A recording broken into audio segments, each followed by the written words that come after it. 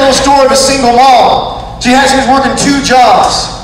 One of her jobs was a night shift. She was working in a hotel. She was scrubbing the floor in the lobby of the hotel when in walks a rich businessman. Okay? Rich businessman looks at her and he sees that she's dressed in rags. But he also notices her rare beauty. And he comes up to her and he says, man, I noticed that you're working really hard here. And I can make it so you will never have to work again in your life.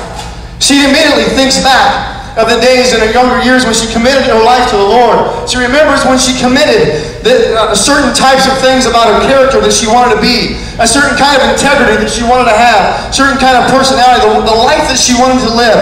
She was thinking about those things. But then she started to think of her bills. She started to think of her 2 jobs and the sleepless nights, worrying about the stress of keeping the home and worrying about the kids and all this kind of stuff. And she lowers her standards and she says, yes, I will do it. He asked her, he said, I can make it so that you'll never have to work again. You come in my limo and you spend the night with me and I'll give you $1 million.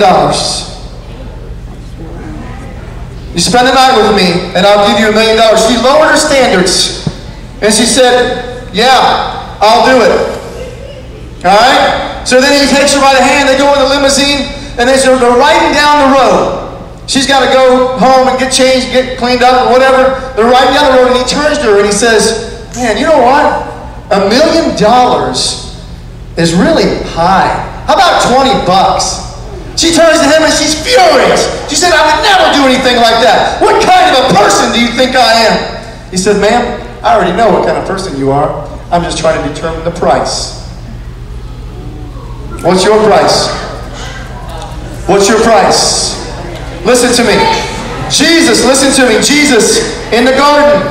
Jesus was in the garden the night before he was going to be crucified. He knew what was about to take place.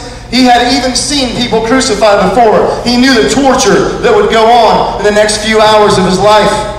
And he knew he was going to have to die. And he asked his disciples, his best friends, will you please come along beside me and pray with me for 1 hour? I need you in this time. This was his darkest hour. And he prayed, he stepped off away from them, and he prayed, Father, if there's any other way, is there a plan B? I don't want to go to the cross. I don't want to suffer.